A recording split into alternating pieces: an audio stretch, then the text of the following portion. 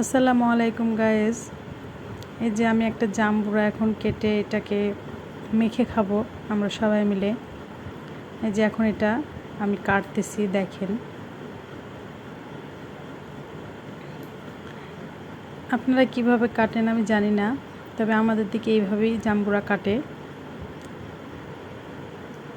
দেখে মনে হচ্ছে অনেক মজা হবে খেতে, একদম লাল সেই রকম।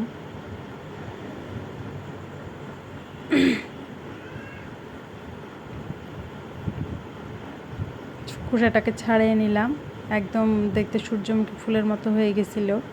এই যে এবার ছুঁড়াবো এগুলা, একটা একটা করে সবগুলো ছুঁড়াবো। এই যে ছুঁড়াতে শুরু করে দিব, এখনই শুরু করে দিয়েছি। এখন সব ছুঁড়িয়ে নেব।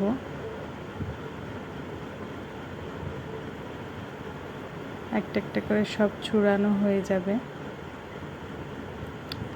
এই যে এখন অলরেডি সব ছড়ানো শেষ। এখন এটাকে মাখা হবে। প্রথমে একটু লবণ দিয়ে নিলাম, তারপরে একটু ধনিয়া গুঁড়ো,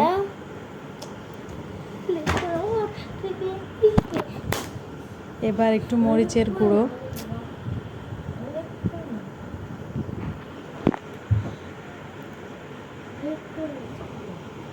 এবার আমাদের দিকে সরিষার তেলও দেয়।